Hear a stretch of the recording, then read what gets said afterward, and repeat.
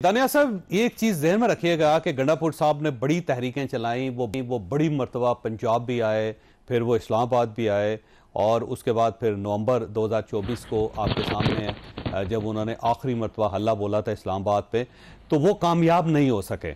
تو ان کی جو ناکامی تھی اس کی وجہ سے ایک نیا سپہ سالار وہ لے کے آئے، پولیٹیکل سپہ سالار میں بات کر رہا ہوں، کہ جو زیادہ بڑا جلسہ کر سکے، زیادہ فورسفلی اٹیک کر سکے اسلام آباد کے اوپر. اب اگر یہ سہیل آفریدی صاحب نوجوانوں کو لے کے یہاں آ جاتے ہیں تو خود اندازہ لگائیں کہ کیا بنے گا گورنمنٹ کا، گورنمنٹ کہاں سٹینڈ کرے گی پھر؟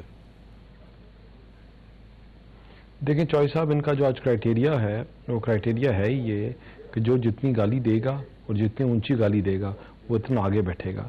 جو ملک کو، ملک کے جو ادارے ہیں ان کو برا بھلا کہے گا وہ اگلی صفوں میں بیٹھے گا. جو جلاؤ گھیراؤ کی تحریکوں کو لیڈ کرے گا وہ آگے بیٹھے گا. آپ جب ان کا کمپیریٹیو انالیسس کرتے ہیں کہ دوسرے سی ایمز کے ساتھ یا صوبوں کے ساتھ، تو آپ کو نظر آئے گا کہ ان کی پریفرنس میں نہ عوام ہے، نہ وہاں کے لوگ ہیں، نہ لا اینڈ سیکیورٹی ہے، نہ آپ کے وہ شہید بچے ہیں جو وہاں اپنی جانیں نوش کر رہے ہیں. کے پی میں ایسے ان کے اپنے اضلاعوں میں اتنے ایریاز ہیں جو نو گو ایریا بن گئے ہیں، اور ان کے کہنے کے اوپر ادھر آپریشنز نہیں ہوتے، یا ان کی اپنی مرضی کی وجہ سے یہ ان کو وہاں سے یہ اپنا ایک پیسے کا ذریعہ بنایا ہوا ہے، اسمگلنگ ہو رہی ہے. 2 نمبر چیزیں ایک پیک پہ ہے، کرپشن وہاں پیک پہ ہے، اور کبھی ایک ٹیم پلے کرتی ہے کبھی دوسری کرتی ہے، لیکن ہدف ان کا یہی ہے کہ جیب بھرنا. دیکھیں آپ نے چیزوں کو کلیکٹیولی جب لے کے بات کرتے ہیں تو آپ ملک کی بات کرتے ہیں، ملک کے اداروں کی بات کرتے ہیں، ملک کو مضبوط کرنے کی بات کرتے ہیں. یہ نہ اپنے اداروں کے ساتھ کھڑے ہیں، نہ ملک کے ساتھ کھڑے ہیں، نہ ملک کو مضبوط کرنے کی بات کرتے ہیں، کیونکہ ان تمام چیزوں میں کی وجہ سے ان تمام چیزوں میں نہ ان کا بلیف ہے اور نہ یہ مانتے ہیں. لیکن یہ بڑا انفارچونیٹ ہے، جیسا میں نے پہلے بھی کہا، کہ ایک اتنی بڑی سینئر ٹیم کو چھوڑ کر آپ ایک ایسے بندے کو اس لیے لے کے آئیں کہ جو آپ کا ماؤتھ پیس ہوگا، جو واپس وہی کام کرے گا جو شہزاد اکبر اور شہباز گل نے کیا. یہ وہی کام کرے گا جو پہلے یہ کرتے رہے، نان سٹک ایکٹر سے پاکستان میں باہر بٹھا کے کراتے رہے، اور پراکسی. تو یہ بیسکلی ان ادر ورڈ یہ پراکسی ہے اینڈ نتھنگ مور. جی ٹھیک ہے. حماد صاحب یہ فرمائیے گا سر، یہ ابھی تو ووٹنگ بھی ہونی ہے، کیا پارٹی جو ہے وہ ووٹ دے دے گی سہیل آفریدی صاحب کو؟ کیونکہ اب یہ تیسرا دھڑا پارٹی کے اندر بن رہا ہے خیبر پختونخوا کے اندر. ایک ظاہر پرانے لوگ جنید اکبر صاحب کا دھڑا تھا جس میں شکیل خان بھی ہے، شہرام ترکئی صاحب کا بھی اسی سائڈ پہ جھکاؤ ہے، گنڈاپور صاحب کے اپنے ایم پی ایز ہیں اس وقت، اور اب یہ سہیل آفریدی صاحب ہیں. تو ووٹنگ میں کوئی پرابلم تو نہیں ہو جائے گا؟ دیکھیں چودھری صاحب، اس وقت اہم بات یہ ہے کہ آج گنڈاپور صاحب نے اپنے آفیشیل سٹیٹس دیا تھا اور پھر بعد میں اس کو ہٹایا، تو یہ کس طرف اشارہ کرتا ہے؟ ایک تو وہ مطالبہ کر رہے ہیں کہ جی میں نے اگر استعفیٰ دینا تو عمران خان کو دینا ہے، مجھے اجازت دیں، میں عمران خان صاحب سے ملوں گا پھر استعفیٰ دوں گا. تو وہ انہوں نے شرط لگا دی ہے.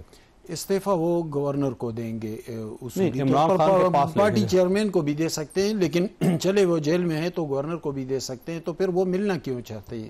مطلب پس پردہ کچھ باتیں ہیں، ان ڈسکس کرنا چاہتے ہیں ان کے ساتھ، لیکن چلے اس کو ہم چھوڑ دیتے ہیں. بات یہ کہ یعنی ابھی ریورس ہو سکتے ہیں گنڈاپور صاحب؟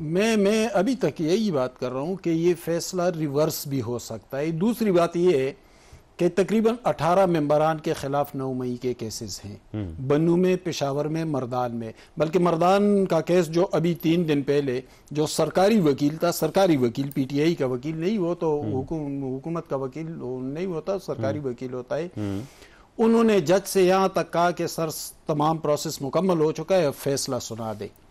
اور اس میں نامزد کو نے، اس میں ظاہر شاہ تورو ہے جو فوڈ منسٹر ہے، گندم سکینڈل 5 ارب کا جن کے خلاف آیا تھا، اس میں افتخار مشوانی ایم پی اے ہیں، اس میں عبدالسلام افریدی ایم پی اے، یہ پی ٹی آئی کے سارے.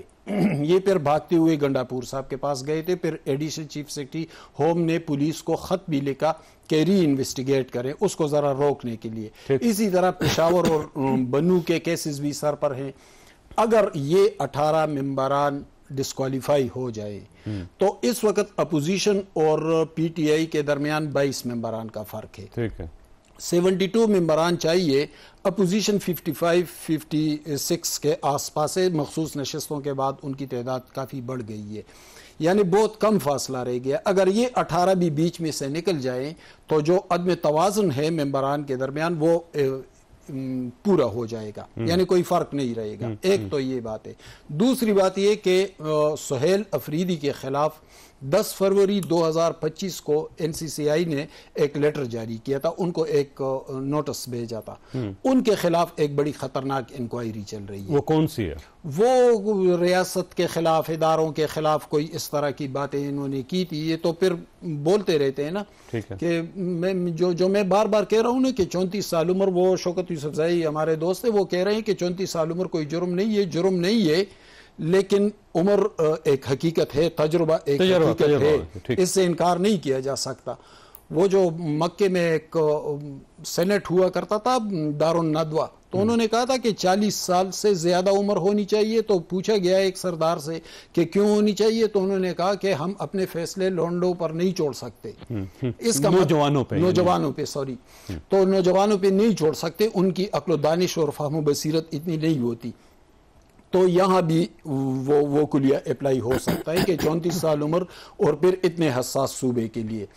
ان کے خلاف یہ انکوائری بھی ہے. اگر اس پر فیصلہ آ جائے، فرض کرے 1 گھنٹے کی بھی قید ہو جائے، تو کیا وہ محروم نہیں ہو جائیں گے اس سیٹ سے؟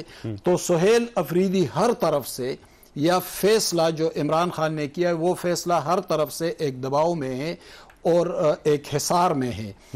یعنی اگر ممبران ڈسکوالیفائی ہو جائے، اگر ان کے خلاف NCCI والا فیصلہ آ جائے، بہت سارے معاملات ہیں، تو مجھے نہیں لگتا کہ یہ معاملات آگے کی طرف چلیں گے. آپ تو گمبھیر ہوتا ہوا نظر آ رہا ہے. کسی ڈراسٹک چینج کی، فیصلے کے ریورس ہونے کی، کسی بھی بڑی تبدیلی کی توقع ہم رکھ سکتے ہیں اور اس کے امکان. اچھا مجھے بریک لینے دے شوکت صاحب، آپ کے پاس 2 سوال چھوڑ کے جا رہا ہوں. سوال ہیں، ایک تو یہ ہے کہ گنڈا صاحب نے اناؤنس تو کیا، لیکن اس کے بعد پھر انہوں نے ڈیلیٹ کر دیا اس کو، اور میری انفارمیشن یہ ہے کہ انہوں نے ایک شرط رکھ دی ہے کہ اگر آپ مجھے ریموو کرنا چاہتے ہو تو میں عمران خان صاحب کو جا کے استعفیٰ دوں گا، اور جب تک عمران خان صاحب سے ان کی ملاقات نہیں ہوتی اس وقت تک وہ چیف منسٹر رہیں گے.